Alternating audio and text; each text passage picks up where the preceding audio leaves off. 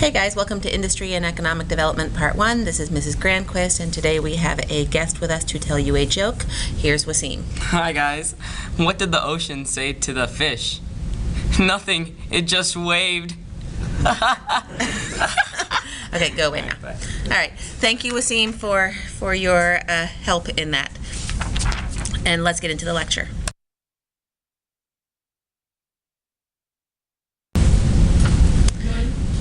Okay, so we're going to review a bunch of things in this unit. We're going to be talking about economic sectors, which came up in our agriculture unit, back to central place theory, which hopefully you guys remember from urbanization last semester, the gravity model from population, the core periphery from, well, everywhere in the year, and then other stuff like intervening opportunity, friction of distance, etc., also from our population unit. So hopefully this will end up being a unit where you go, hey, I already know a lot of stuff, and it will help you out.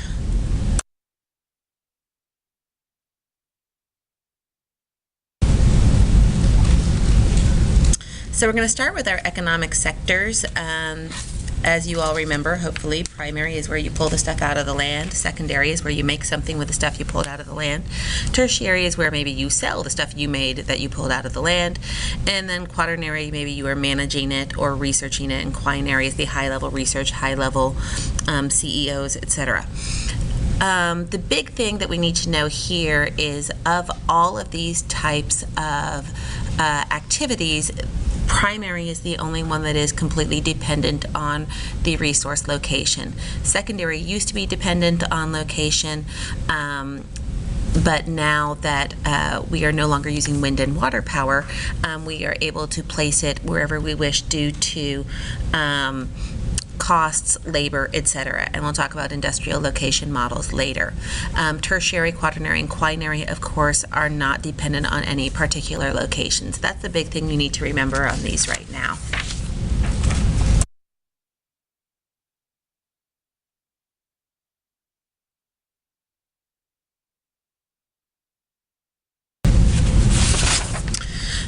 With that, when we start looking at our new international division of labor, one of the things that we notice is that in the core countries, the more developed countries, the number of people, percentage of population engaged in the primary economic sector has decreased dramatically, and the number of people engaged in the tertiary sector has increased dramatically.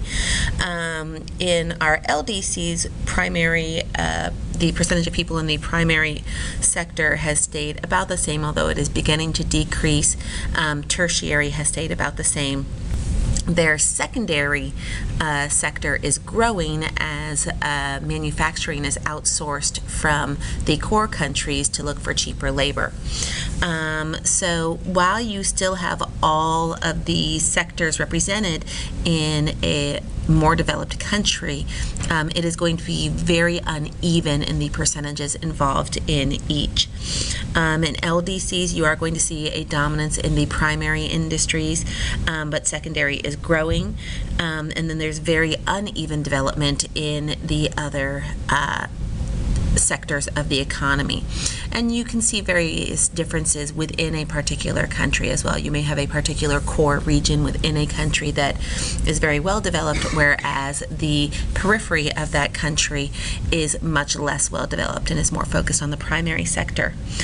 We are seeing that transnational or multinational companies are being very aggressive in moving their industries from core countries to periphery countries, mainly in search of low-cost labor and looking for places where there aren't a great deal of regulations in terms of workers' rights, pollution, resource management, and those kinds of things.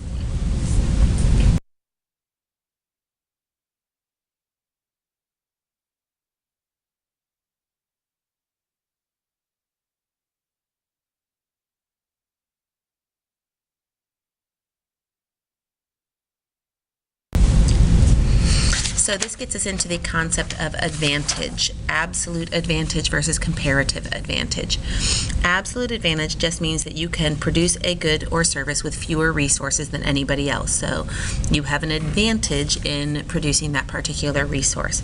Comparative advantage means that you are able to produce a particular good or resource with a lower opportunity cost, meaning that an opportunity cost is when you choose to do one thing, your cost is that you are giving up on doing something else, your other opportunities. I choose to go to school to be a lawyer. There's an opportunity cost in that because obviously while I am learning to be a lawyer, I am not learning to be a doctor. That's your opportunity cost. And comparative advantage is just saying that when you are producing these particular goods, you can do so with a lower opportunity cost than anywhere else. You may have a competitive edge in terms of lower production costs, cheaper and more available raw materials. You may have favorable growing conditions, like if we look at something like bananas, lots of people want to buy bananas, and a place that can grow bananas cheaply, easily, and has cheap labor has a comparative advantage over some place that cannot grow those bananas quite as easily. Silicon Valley has a comparative advantage in terms of technological innovation. If you don't know where Silicon Valley is, it is the area around San Jose, San Francisco area in California. And they have highly skilled labor, creative entrepreneurs, investment capital. They are the location of a number of well-renowned universities, so they have a continual supply of labor, and those kinds of things. And so that gives it a comparative advantage over some other areas.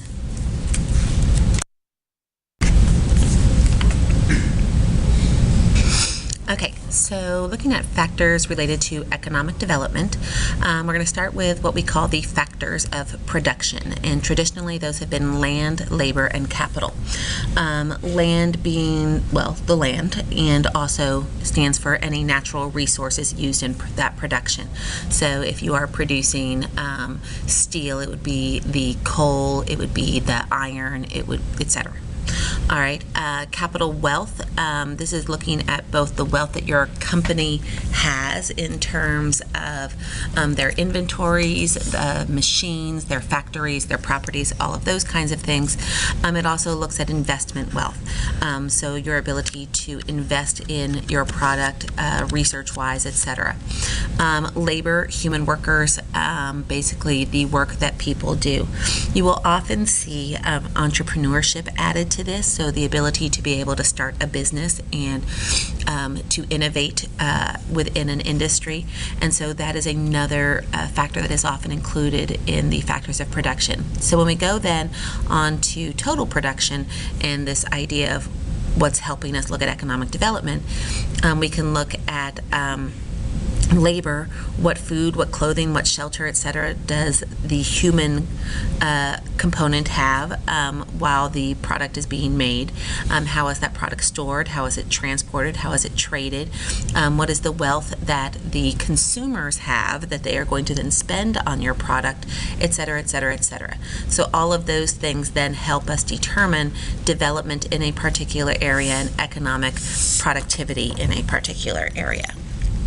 We can also add the ideas of technology in here, available technology, innovations in technology, as well as culture in terms of does the culture support business development? Does it support individuals working on their own, or is it more of a traditional culture where they expect you to do the same job that your parents did, and those kinds of things.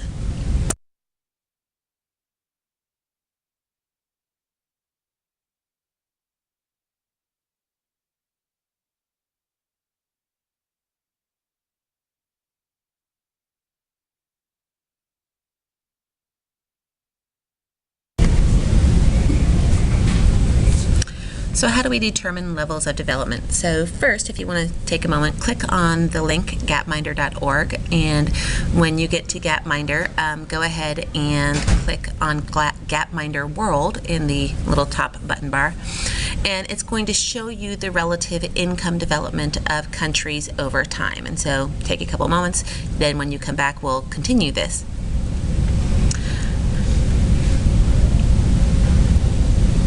Okay, so What we have here is a standard measure of development. Often when we talk development, we're really talking income.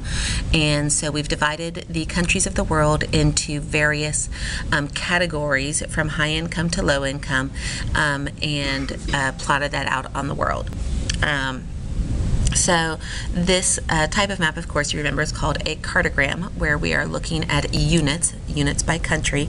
So within the U.S., we might see a great deal of variation on income, but when you average out the income as a whole, it comes to be a high income country. There are other ways we can look at development rather than just income, however. This one is the Human Development Index. This is often used more than just income by itself. So it includes income, education, life expectancy. And so everything then is divided into 4 quartiles, where darker is higher and lighter is lower. So it is fairly comparable to our income by itself, but a number of countries that were lower in income have high life expectancies and high education rates, and so they have ranked higher across the board. And then there are some countries that, while they have high incomes, do not have high life expectancies and high education, because the income is concentrated in a very small percentage of the population, and most of the population does not have access to the same things, and so those countries have ranked lower. We could also just look at the Happy Planet Index. So this is looking at countries where people indicate satisfaction in their life, as well as the country as a whole practices fairly sustainable issues in terms of maintaining what they have and also protecting the earth. So in this, green is the happiest. So if you look at Central America and Mexico, that's one of the happiest places to be. Gold is in the middle, and orange is a little less middle, and red is the least happy. So the United States, not actually all that happy of a country, and not practicing that sustainable of policies in terms of production.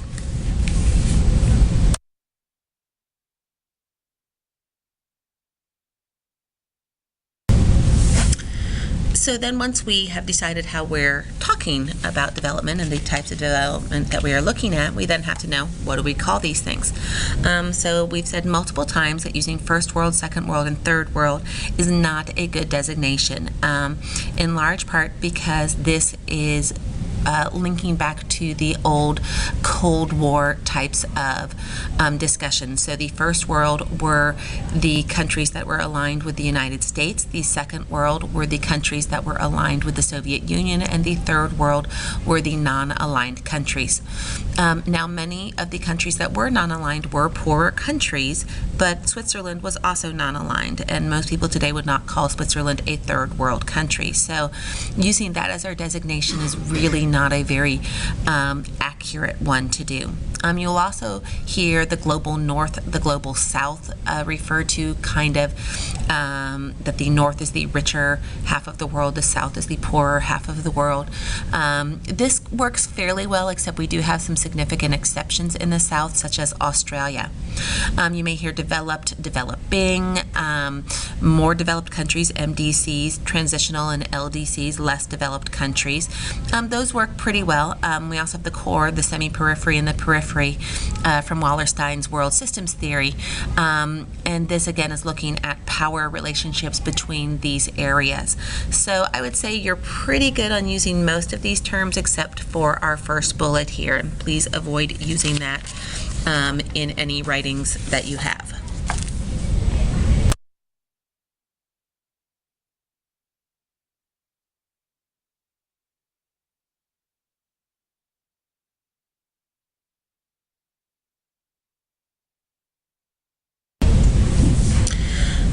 So getting into then our global development models, we have 2 basic types. The first is structural, the second is liberal.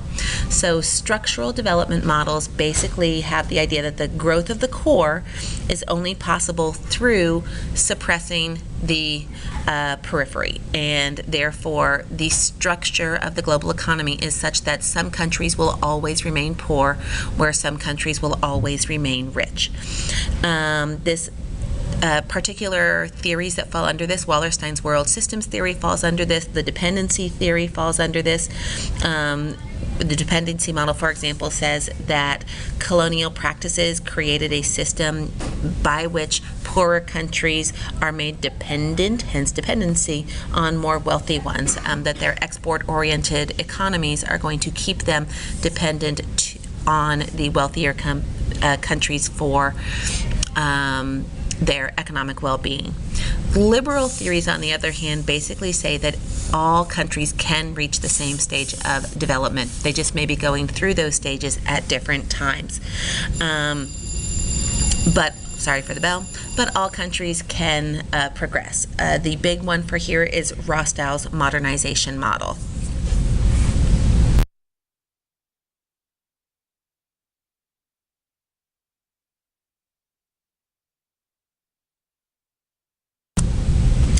So here we have Rostow's modernization model.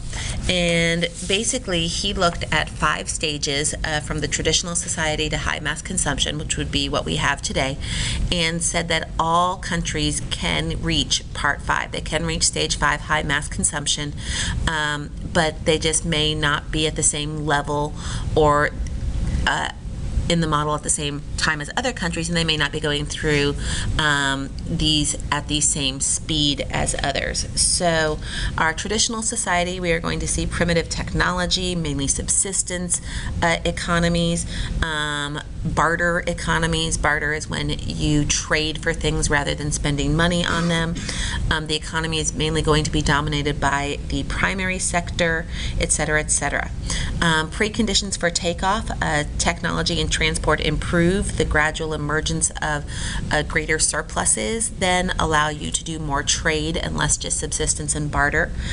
And so then you're going to also see with that additional wealth, you're going to see greater investments in education, more likelihoods of entrepreneurship, etc.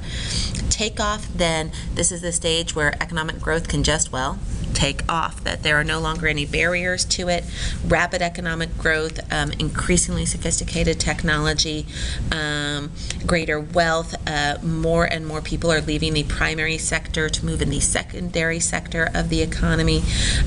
We tend to see growth concentrated in particular areas of the country, but then trickle down, those benefits will trickle down to other areas. The drive to maturity, self-sustaining growth, greater investment, greater diversification of the economy, and so on. And then in high mass consumption, we are going to see that the tertiary sector begins to take over as the dominant form of economic activity, and we are going to see moving into a consumer-based economy, which is what many of our core countries have today.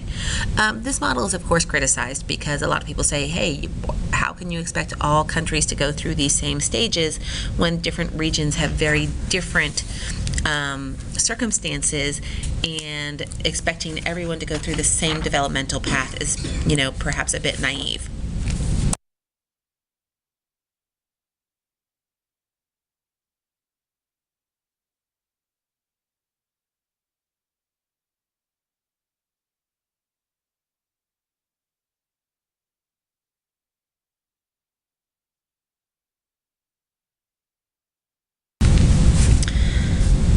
So this is just looking at little diagrams I did, basically looking at how that Rostow's motto might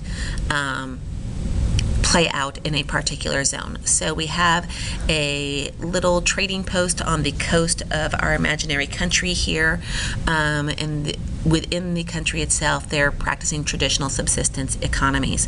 The trading post is established by a foreign country.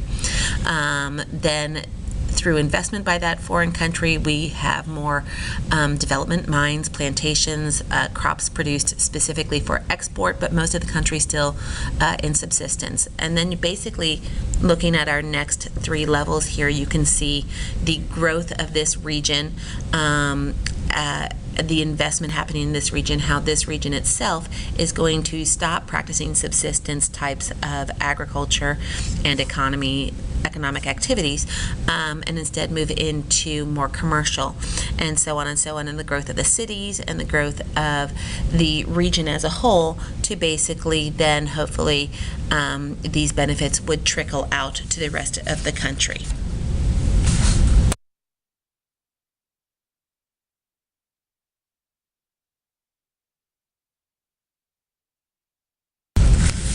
When we're talking core and periphery then, and we saw in our previous slide the creation basically of a regional core for that area, the cores are the haves. They have the financial power, they have the education, they have the industries, they have the governmental services. The periphery are the have-nots. They don't have as much power. They often undergo what we call brain drain, where the brightest and best and most ambitious leave that area to try and go and make better lives for themselves in the core. Low wages, little political power, et cetera, et cetera.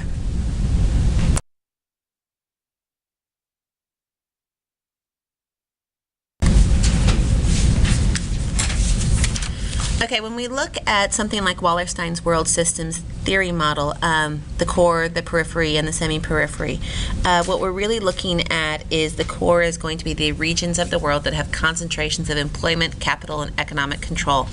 They can be within a country, but we're going to talk right now globally. Usually these develop through the concept we call agglomeration, which is basically the idea that when you have some of one part of an industry in one place, it is easier for other things associated with that industry to locate close to them. That's agglomeration, and so it causes growth. The core will generally dominate a number of peripheral places. This is where we get into ideas of spheres of influence globally. You'll hear things where Putin of Russia currently is talking about Russia's sphere of influence, and the Ukraine as being part of his sphere of influence. So he feels that Russia should therefore be able to dominate the Ukraine, as he sees Russia as the core of that region.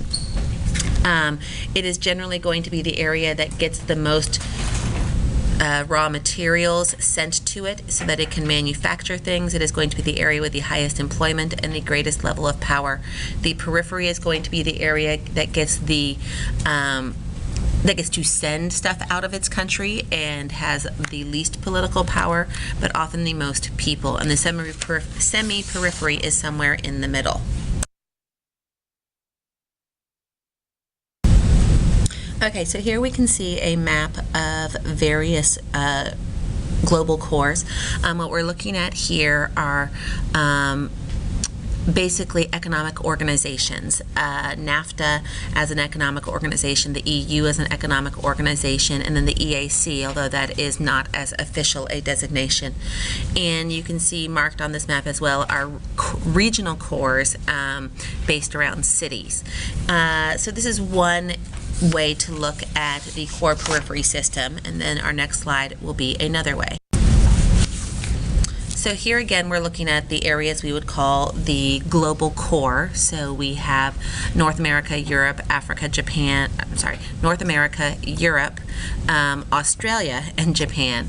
And then we have the periphery, which would be some areas of South America and Central America, Africa, some areas of Central Asia, Southwest Asia, Southeast Asia, and then the semi-periphery kind of interspersed among the peripheral countries. Regionally, you need to pay attention to kind of what's going on here. So this is an important map for you guys to study and make sure you know what areas of the world are considered especially core countries and what areas of the world are considered especially periphery countries. If you remember those two things, then pretty much you can assume everything else is semi-periphery. And our final thing to talk about today is neocolonialism. So we know that the colonial period lasted from basically the 1700s through the early 1900s, and that post-World War II we go into a decolonial period where a number of colonies around the world gained their independence from their former owners, basically. Neocolonialism today then is not done in such a way where a country actually takes over another country as a colony, but instead where a country exerts political or economic control over the other country, either through diplomacy, through loans, etc. Dollar diplomacy is specifically U.S., where we often will offer money to various countries that need aid and put various political strings attached to that money. Absolutely, we will give you money if you do X, Y, and Z. Maybe if you allow our businesses to come in at reduced tax rates, maybe if you export to us at a lower price, maybe if you, whatever it is. And so we tend to exert our control in more indirect ways rather than directly creating a colony. The International Monetary Fund and the World Bank are often seen as agents of neocolonialism because they are seen as representing the needs and desires of the global core, and the periphery are the ones who often are needing the aid, and so they are forced to do things perhaps they did not want to do based on their attempt to get aid, and therefore as a whole the IMF, the International Monetary Fund, and World Bank seem to in some ways kind of reinforce the power of the core over the periphery. And that is about it. I have some people who would like to say hi to all of you. So, all right, say it. Hi, it's Okay, Ryan. and now they will stop. Oh. Thank you. All right, hope you all are having a good evening, and we will see you next time. Bye-bye.